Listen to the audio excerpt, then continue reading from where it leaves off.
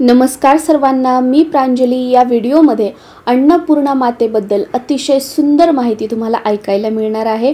अन्नपूर्णा देवीची मूर्ती जवळजवळ आपल्या प्रत्येकाच्या देवघरामध्ये असते, पण अजूनही असे काही घर आहेत की ज्या घरामध्ये अन्नपूर्णा देवीची मूर्ती देवघरामध्ये नाहीये। पण ही चूक करू नका। अन्नपूर्णा देवीच्या मूर्तीशिवाय आपलं देवघर जे आहे ते अपूर्ण आहे। भले तुम्ही किती महागडे यंत्र ठेवलेले आहेत, वेगवेगळ्या वस्तू ठेवलेल्या आहेत, तुम्ही घरामध्ये वास्तुशास्त्रानुसार सगळं केलेलं आहे, अंगावर वेगवेगळ्या वस्तू परिधान केलेल्या आहेत, हातामध्ये 100 प्रकारचे खडे घातलेले आहेत, पण तुमच्या देवघरामध्ये 5 मुख्य देव नसतील ना, तर आपल्या आयुष्यामध्ये ज्या काही अडचणी आहेत ना, त्या जास्त प्रमाणामध्ये तुमच्या आयुष्यामध्ये येऊ शकतात। बघा, मनुष्य जन्म म्हटलं की संकट अडचणी ह्या येणारच, पण हे जर देव नसतील तर मग काय होतं की त्या अडचणींमध्ये आपण गुरफटले जातो आणि कितीही उपाय केले, कितीही सेवा केल्या तर त्याचे रिझल्ट आपल्याला मिळत नाहीत। या उलट असं वाटतं की मी जेवढी सेवा करतोय, जेवढे उपाय करतोय, तेवढे संकट माझ्या आयुष्यामध्ये वाढतच चाललेले आहेत। म्हणजे त्या विळख्यातून आपण संकटांच्या त्या बिकट परिस्थितीमधून आपण बाहेरच पडू शकत नाही, बाहेर पडण्याचा मार्गच आपल्याला दिसत नाही। मग आता असं समजू की अन्नपूर्णा देवीची मूर्ती तुमच्या देवघरामध्ये नाहीच आहे, मग ती कोणत्या वारी घ्यावी, कधी घ्यावी, कोणत्या धातूची घ्यावी, त्याचबरोबर अन्नपूर्णा देवीचा मंत्र कोणता आहे, अन्नपूर्णा देवीची दररोज सेवा काय करायची असते, किंवा अन्नपूर्णा देवीला नैवेद्य काय दाखवायचा, अशी बरीच माहिती। आणि तुमच्याकडे तुमच्या देवघरात ऑलरेडी अन्नपूर्णा देवीची मूर्ती असेल तर आपण सेवा कशी कोणत्या वारी काय करावी आणि अजून बरीच माहिती या व्हिडिओमध्ये आपण बघणार आहोत। हिंदू धर्मात देवी अन्नपूर्णेला विशेष स्थान आहे। अन्नपूर्णा मातेची अन्नाची देवी म्हणून पूजा केली जाते। देवी अन्नपूर्णेच्या आशीर्वादानेच कुटुंबातील सदस्यांना अन्न मिळतं। जो भक्त खऱ्या श्रद्धेने अन्नपूर्णा देवीची आराधना करतो त्याचे घर कायम धनधान्याने भरलेले राहते। धर्मग्रंथांमध्ये अन्नपूर्णा देवीला अन्न, सौभाग्य आणि संपत्तीची देवी मानले जाते। आपल्याकडे लग्न झाल्यानंतर मुलीला माहेरातून सासरी येताना अन्नपूर्णा देवीची मूर्ती आणि बाळकृष्ण देण्याची प्रथा आहे। अन्नपूर्णा देवी दिल्याने मुलगी ज्या घरी जाते त्या घरामध्ये देवी अन्नपूर्णेच्या रूपाने धनधान्याची संपन्नता व्हावी, त्यामुळे अन्नपूर्णा माता जी आहे ती मुलीला लग्न होताना दिली जाते। पण तुम्हाला दिली नसेल तर तुम्ही ती स्वतः सुद्धा घेऊ शकता, काहीही हरकत नाही। असं काही नाही की मला मग माहेरातूनच घ्यायची का, स्वतः मी घेऊ शकत नाही, दुसऱ्यांनीच द्यावी लागते का, असं काहीही नाही। बघा, आपण आपल्या स्वतःच्या पैशाने अन्नपूर्णा देवी घेऊ शकतो। सुरुवातीला तुम्हाला मी दिशेनुसार सांगते की माता अन्नपूर्णेचा तुम्हाला फोटो लावायचा असेल, म्हणजे प्रतिमा लावायची असेल तर कोणत्या दिशेला लावायची, मूर्ती ठेवायची असेल तर कोणत्या दिशेला ठेवायची, आणि त्यानंतर देवघरामध्ये कोणत्या मूर्तीच्या बाजूला कोणत्या जागी अन्नपूर्णा मातेची मूर्ती ठेवायची आहे हे पण तुम्हाला सांगणार आहे। तर अन्नपूर्णा मातेची मूर्ती आणि फोटो जर तुम्हाला घरामध्ये लावायचा असेल, मूर्ती ठेवायची असेल, तर ईशान्य दिशा जी आहे ती सर्वात चांगली मानली जाते।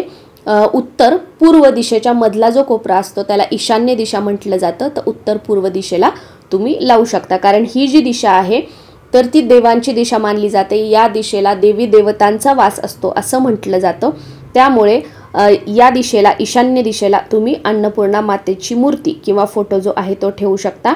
या दिशेला अन्नपूर्णा मातेचा फोटो लावल्याने घरामध्ये सुख, समृद्धी आणि सौभाग्य नांदते व जीवन आनंदी राहते असं म्हटलं जातं।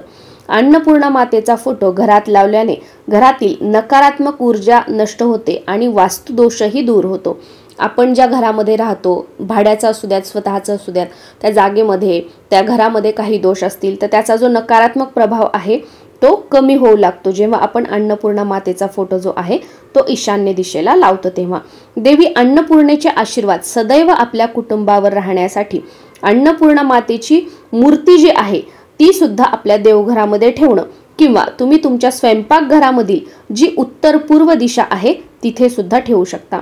या दिशेला जर तुम्हाला अन्नपूर्णा मातेची मूर्ती ठेवणं स्वयंपाकघरात शक्य नसेल तर ही मूर्ती तुम्ही पश्चिम दिशेला सुद्धा ठेवू शकता। यामुळे घरामध्ये कधीही अन्नाची कमतरता भासत नाही आणि कुटुंबामध्ये सुख शांती कायम राहते। तुम्ही साऊथ इंडियामध्ये जर गेलात तर तुम्ही बघा, तुम्हाला जवळजवळ त्यांच्या सगळ्यांच्या म्हणजे किचनमध्ये तुम्हाला अन्नपूर्णा देवीच्या मूर्तीची स्थापना केलेली बघायला मिळेल।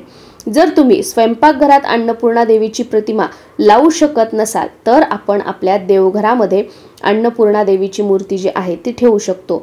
आणि आपल्याकडे जर सांगायला झालं तर आपण स्वयंपाकघरामध्ये कधीच या मूर्तीची स्थापना करत नाही, आपण आपल्या देवघरामध्येच अन्नपूर्णा मातेच्या मूर्तीची स्थापना करतो। कारण बघा, जसं गाव बदलतं, जसं शहर बदलतं, तशी भाषा बदलते, पद्धती बदलतात, वेगवेगळे सणवार करण्याच्या पद्धती बदलतात, उपवासाच्या पद्धती बदलतात, तसंच ह्याही गोष्टी बदलत जातात। तर आपल्याकडे सहसा किचनमध्ये किंवा हॉलमध्ये वगैरे हा फोटो जो आहे तो ईशान्य दिशेला लावला जात नाही, आपण देवघरामध्येच माता अन्नपूर्णेची मूर्ती ठेवत असतो। अन्नपूर्णा मातेची नवीन मूर्ती जर तुम्हाला घ्यायची असेल तर मंगळवार, शुक्रवार, पौर्णिमा, गुरुपुष्यामृत योग, तर अशा मुहूर्तावर तुम्ही ही जी मूर्ती आहे ती खरेदी करू शकता। पण हे शक्य नसेल की या मुहूर्तावरच मी करू शकत नाही, या वारीच मी घेऊ शकत नाही, तर जेव्हा कधी तुम्ही जाल त्या वारी तुम्ही माता अन्नपूर्णेची मूर्ती आणू शकता। पण त्या अन्नपूर्णा देवीची देवघरामध्ये स्थापना जी आहे ती मंगळवार, शुक्रवार किंवा पौर्णिमा, गुरुपुष्यामृत योग या योगांवरच किंवा या वारीच तुम्हाला करायची आहे। माता अन्नपूर्णेची मूर्ती घेताना ती भरीव असावी, 3 ते 3.5 इंचांपेक्षा छोटी असावी। मोठ्या देवी देवतांच्या मूर्ती देवघरामध्ये ठेवू नये। जास्तीत जास्त सांगायचं झालं तर अगदी 1 वीतच्या कमी जी मूर्ती आहे माता अन्नपूर्णेची ती असावी किंवा कोणतेही देव असावेत। आणि माता अन्नपूर्णेची मूर्ती तुम्ही पितळेची घेऊ शकता, पंचधातूची घेऊ शकता किंवा चांदीची सुद्धा घेऊ शकता, काही हरकत नाही। यापैकी तुमच्या म्हणजे प्रत्येकाच्या आपापल्या सामर्थ्यानुसार ही जी मूर्ती आहे ती आपल्याला घ्यायची आहे।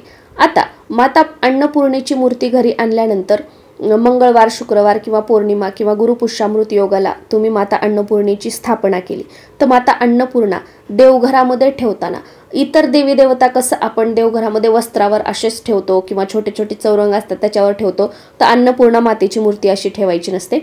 अन्नपूर्णा मातेची मूर्ती ही कायम धान्यामध्ये ठेवायची असते आणि धान्यामध्ये सुद्धा स्पेशली तांदूळ जे आहेत ते अन्नपूर्णा मातेच्या मूर्तीखाली ठेवायचे असतात। कृतज्ञतेचे प्रतीक म्हणून धान्य जे आहे ते आपण अन्नपूर्णेच्या खाली ठेवतो आणि अन्नपूर्णा मातेच्या हातामध्ये एक पळी असते बघा, तर ती पळी त्या धान्यात बुडेल या पद्धतीने देवघरात अन्नपूर्णा माता ठेवायची असते। ती पळी आपल्याला रिकामी ठेवायची नसते। बरेच जण काय करतात की वाटी भरून प्लेट भरून तांदूळ ठेवतात आणि त्या तांदूळाच्या वर अन्नपूर्णा ठेवतात, तर असं नाही करायचं। अन्नपूर्णा मातेच्या हातात जी पळी आहे ना ती पळी बुडेपर्यंत त्या पळीत तांदूळ वाटिले जातात, अशी मध्यभागी तांदूळामध्ये खोचून आपल्याला अन्नपूर्णा देवी जी आहे ती त्या वाटीमध्ये किंवा त्या प्लेटमध्ये ठेवायची असते। आता अन्नपूर्णा मातेच्या खाली दुसरं धान्य तुम्ही ठेवू शकत नाही का, तर बघा तुम्हाला गहू वगैरे ठेवायचे असतील तर तुम्ही ठेवू शकता, पण तांदूळ जे आहेत ते शुक्राचं प्रतीक मानले जातात आणि शुक्र ग्रह जो आहे तो आपल्याला आयुष्यामध्ये लक्झरी लाईफ म्हणजे सुख, समृद्धी, भौतिक सुख जे काही आपण म्हणतो ते आपल्याला शुक्र ग्रह देतो आणि अन्नपूर्णा मातेच्या मूर्तीखाली तांदूळ ठेवल्याने आपला शुक्र ग्रह कायम मजबूत राहतो, आपलं घर कायम धनधान्याने भरलेलं राहतं, म्हणून म्हटलं जातं की तांदूळ ठेवायचे। बाकी तुम्ही गहू वगैरे सुद्धा ठेवू शकता। माता अन्नपूर्णेच्या मूर्तीखाली जे तांदूळ ठेवलेले असतात ते कोणत्याही मंगळवारी, शुक्रवारी, पौर्णिमेला तुम्ही बदलू शकता। जसं की बघा माझं सांगायचं झालं तर या मंगळवारी समजा मी तांदूळ ठेवले तर पुढच्या मंगळवारी मी बदलते आणि जर मंगळवारी बदललं नाही झालं तर पुढच्या येणाऱ्या शुक्रवारी सुद्धा तुम्ही बदलू शकता किंवा पौर्णिमा ते पौर्णिमा सुद्धा तुम्ही बदलू शकता। पण एवढा दिवस ठेवले ना ते असे गच्च गच्च होऊन जातात, जाळे जाळे लागल्यासारखं होतं, म्हणून एवढा दिवस ठेवायचे नाही, मंगळवार किंवा शुक्रवारी तुम्ही बदलू शकता। आता हे तांदूळ जेव्हा आपण बदलतो, अन्नपूर्णा देवीच्या त्या वाटीतले तांदूळ आपण जेव्हा काढून घेतो तर ते तांदूळ जे आहेत ना आपलं साठवणीतलं जे धान्य असतं ना त्यामध्ये टाकायचे आणि थोडेसे तांदूळ काय करायचं त्या दिवशी जो आपण भात वगैरे बनवणार आहोत तर त्यामध्ये वापरायचं। पण त्या दिवशी घरामध्ये सात्विक जेवण बनवायचं, म्हणजे नॉनव्हेज वगैरे काही बनवायचं नाही किंवा त्या दिवशी तुम्ही थोडेसे तांदूळ काढून ठेवून म्हणजे आपण साठवणीतल्या तांदूळामध्ये टाकले, थोडेसे तांदूळ काढून ठेवून त्याची खीर जर त्या दिवशी बनवली आणि ती घरातील सर्वांनी खाल्ली तर असं सुद्धा चालतं, किंवा मग भात वगैरे सुद्धा तुम्ही करू शकता, कारण आपण नॉर्मली भात करतोच, मग त्याच्यामध्ये हे थोडेसे तांदूळ प्रसाद म्हणून आपण टाकायचे आहेत. आता अन्नपूर्णा देवीचा मंत्र असा आहे, अन्नपूर्णे सदापूर्णे शंकर प्राणवल्लभे ज्ञान वैराग्य सिद्ध्यर्थम भिक्षाम देही च पार्वती. अन्नपूर्णे सदापूर्णे शंकर प्राणवल्लभे ज्ञान वैराग्य सिद्ध्यर्थम भिक्षाम देही च पार्वती हा मंत्र आहे. अन्नपूर्णा देवीची मूर्ती जी आहे ती देवघरामध्ये ठेवायचं सांगितलं झालं तर देवघरामध्ये बघा, आपल्या उजव्या हाताला, पायरीनुसार सांगायचं झालं तर दुसऱ्या पायरीला, आणि पायऱ्या नसतील तर काही हरकत नाही, देवघरामध्ये आपल्या उजव्या हाताला गणपती बाप्पा असतात. गणपती बाप्पांच्या उजव्या हाताला बाळकृष्ण ठेवायचे आहेत. कृष्णांच्या उजव्या हाताला आपल्याला अन्नपूर्णा माता ठेवायची आहे, आणि अन्नपूर्णा मातेच्या उजव्या हाताला महादेव ठेवायचे आहेत, म्हणजे शिवलिंग ठेवायचं आहे. आणि शिवलिंगाच्या नंतर कोणतीच मूर्ती त्या साईडला ठेवायची नाही, म्हणजे शिवलिंग आपल्या डाव्या हाताला देवघरात शेवटीला असावं, कारण शिवलिंगाचा जो निमुळता भाग असतो, ज्याला जलाधारी म्हटलं जातं, ती जलाधारी आल्यानंतर त्याच्यानंतर कोणतेही देवी देवतांची मूर्ती ठेवायची नसते. म्हणून अन्नपूर्णा मातेची जी मूर्ती आहे ती देवघरामध्ये बाळकृष्णांच्या मूर्तीच्या उजव्या हाताला, आणि महादेवाची जी पिंड असते, शिवलिंग असतं, तर शिवलिंगाच्या डाव्या साईडला आपल्याला मध्यभागी ठेवायची आहे. म्हणजे बाळकृष्णाच्या आणि शिवलिंगाच्या मध्यभागी अन्नपूर्णा देवीला ठेवायचं आहे. दररोज अन्नपूर्णा मातेची सेवा काय करायची, दररोज सगळ्या देवी देवतांच्या मूर्तीला कसं आपण स्नान घालतो तसं दररोज स्नान घालायचं, हळद कुंकू अर्पण करायचं, फूल अर्पण करायचं. हा जो अन्नपूर्णा मातेचा मंत्र सांगितला तो तुम्ही कमीत कमी 11 वेळा किंवा जास्तीत जास्त जेवढा तुम्हाला म्हणणं शक्य होईल तो तुम्ही म्हणू शकता. त्याचबरोबर प्रत्येक पौर्णिमेला किंवा शक्य झालं तर मंगळवारी किंवा शुक्रवारी अन्नपूर्णा मातेच्या मूर्तीवर तुम्ही कुंकुमार्चन करू शकता. कुंकुमार्चन करताना हाच अन्नपूर्णा मातेचा जो मंत्र आहे तो तुम्हाला म्हणायचा आहे. आणि दररोज जर स्पेशली तुम्हाला अन्नपूर्णा मातेला काही नैवेद्य दाखवायचा असेल तर तुम्ही मुगाच्या डाळीचा जो नैवेद्य आहे तो अन्नपूर्णा मातेला दाखवू शकता. आणि हा मग जो मुगाच्या डाळीचा नैवेद्य दाखवलेला आहे तो आपण काढून घ्यायचा, आणि तो मग घरामध्ये आपण खिचडी बनवताना किंवा मूग डाळीचं वरण वगैरे बनवण्यासाठी तो तुम्ही प्रसाद म्हणून खाऊ शकता. या प्रकारे हा नैवेद्य, आणि तसा स्पेशल नैवेद्य दाखवण्याची गरज नसते. देवपूजा झाल्यावर आपण नॉर्मली जो सर्व देवी देवतांना नैवेद्य दाखवतो तर तो नैवेद्य दाखवला तरी सुद्धा चालते. पण तुम्हाला जर माता अन्नपूर्णेची विशेष पूजा करायची असेल तर दररोज मग तुम्ही या प्रकारे हा जो मंत्र आहे तो 1 माळ किंवा 11 वेळा म्हणून हिरव्या मूग डाळीचा नैवेद्य जो आहे तो माता अन्नपूर्णेला दाखवू शकता. आय होप मी सगळ्या प्रश्नांची उत्तरं दिलेली आहेत. आणि माता अन्नपूर्णेच्या मूर्तीशिवाय आपलं देवघर आणि आपलं घर सुद्धा अपूर्ण आहे. त्यामुळे माता अन्नपूर्णेची मूर्ती जी आहे ती आपल्या देवघरामध्ये अवश्य ठेवा. आणि तुम्हाला कोणी दिलेली वगैरे सुद्धा असेल, ती भरीव असेल आणि पितळेची किंवा चांदीची किंवा पंचधातूची असेल तरच ठेवा. नाही तर आजकाल बघा वेगवेगळ्या धातूंच्या देवी देवतांच्या मूर्ती वगैरे काही निघालेल्या आहेत, पोकळ आहेत, तर अशा मूर्ती ठेवू नका. कारण पितळ असेल, पंचधातू असेल, चांदी असेल, याच्यामध्ये असं म्हटलं जातं की देवत्व या धातूंमध्ये येत असतं. बाकी जे प्लास्टिक वगैरे किंवा वेगवेगळे धातू आहेत त्याच्यामध्ये देवत्व येत नसतं देवांना. म्हणून शक्यतो या 3 धातूंच्या मूर्ती ज्या आहेत त्या देवघरामध्ये ठेवण्यासाठी सांगितल्या जातात. नमस्कार.